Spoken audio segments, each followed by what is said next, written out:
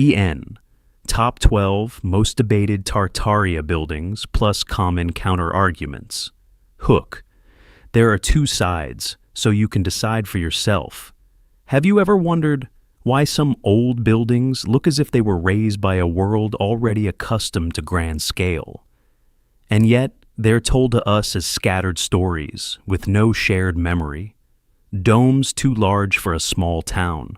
Stone stairways that feel meant for processions, not for a few clerks.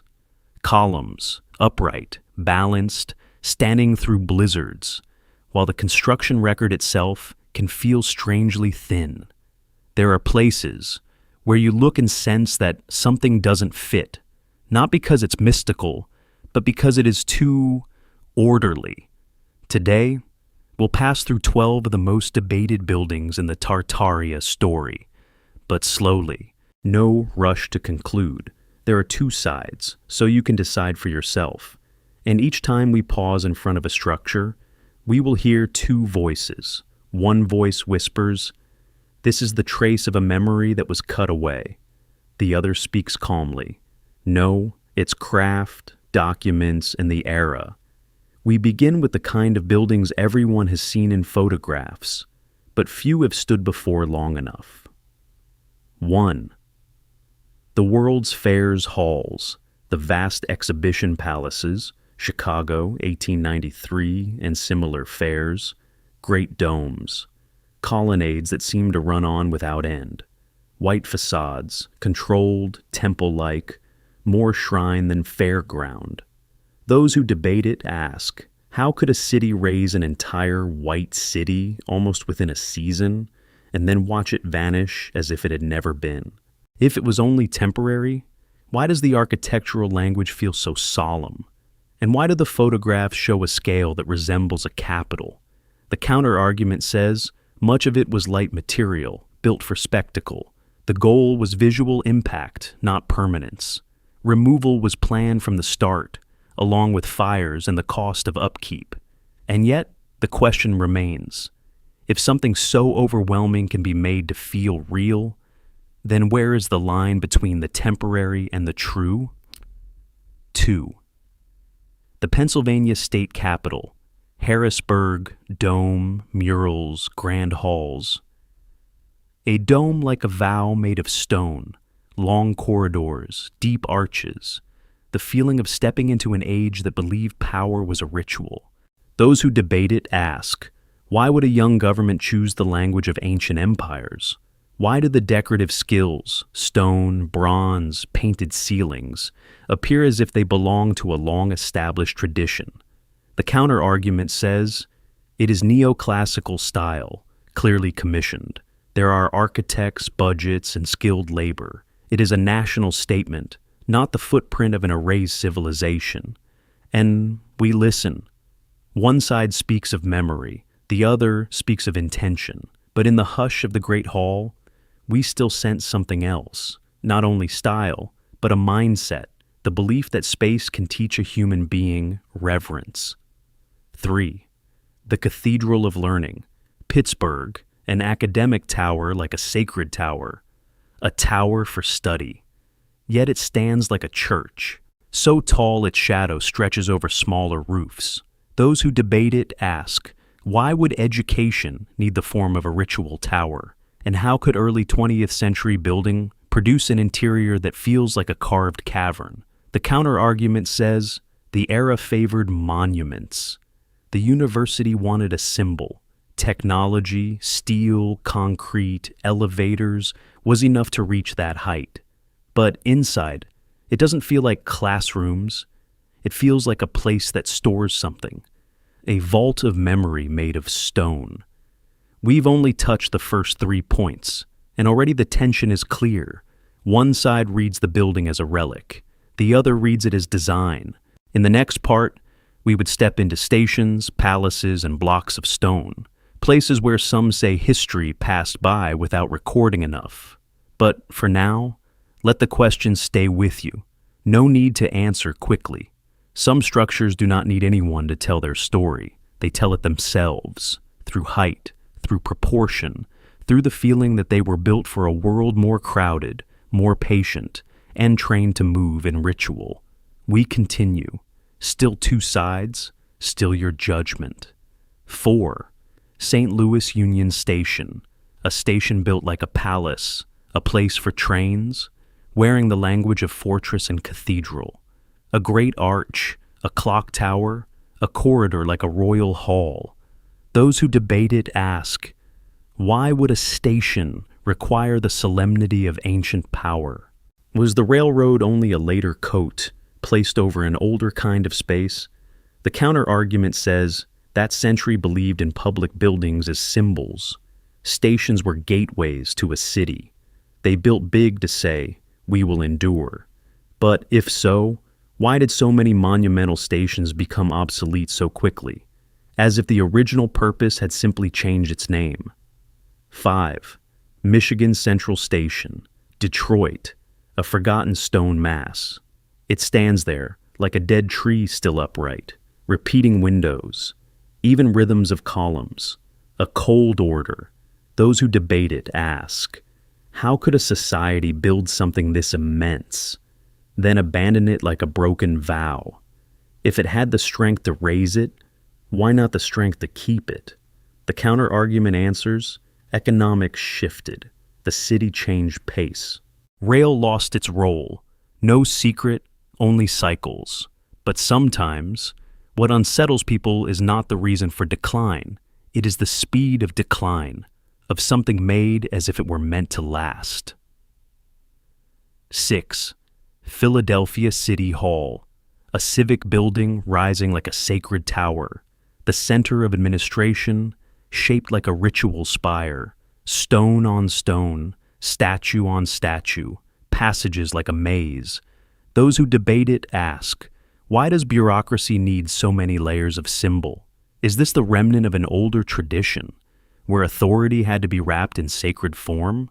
The counter-argument says it was the taste of the era, style, stone craft, and cities competing for grandeur.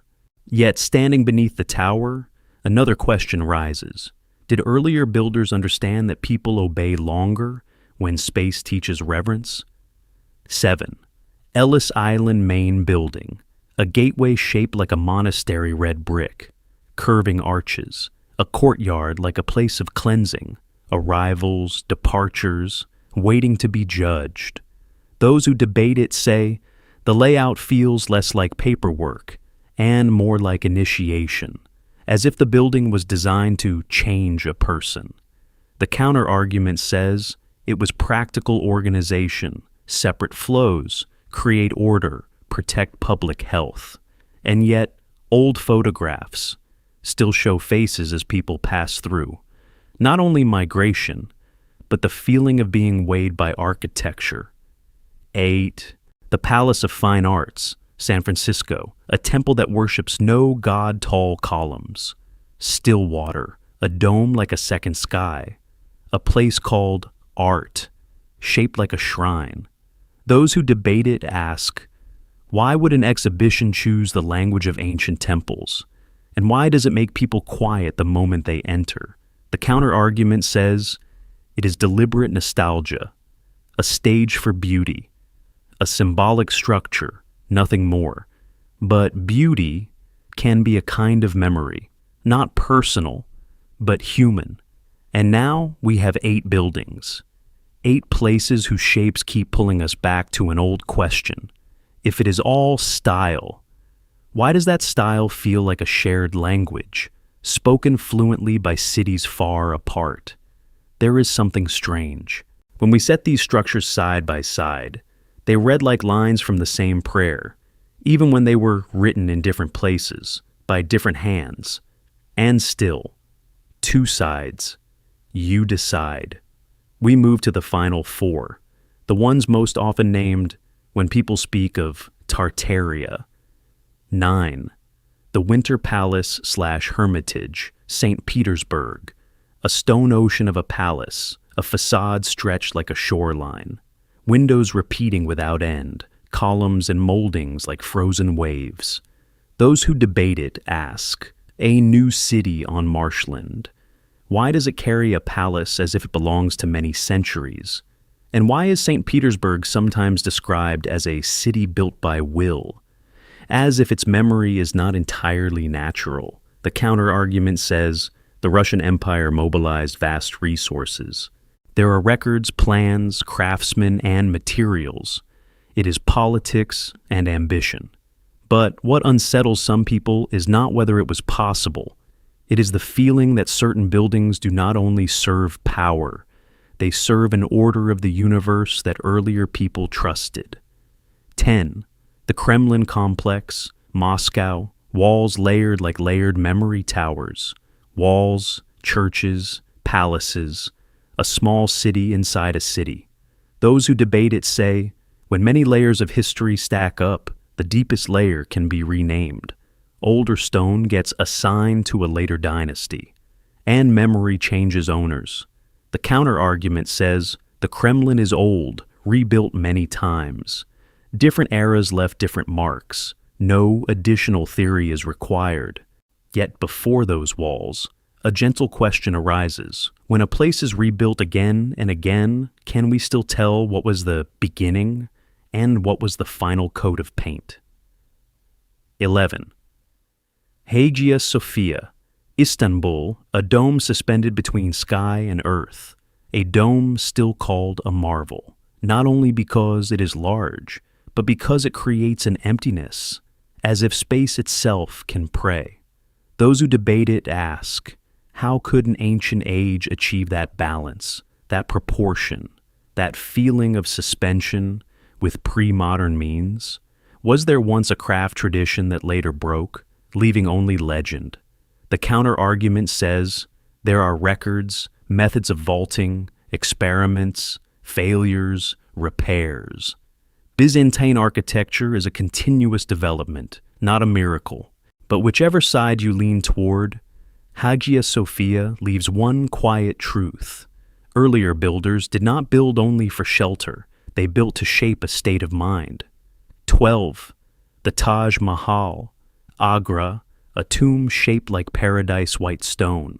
A symmetrical garden, a straight axis like a path for the soul. A purity that makes people speak softly. Those who debate it ask, why do so many tombs resemble temples? And why are places for the dead often the most beautiful? Is it because they inherited an older architectural language, one where death was not an ending, but a passage?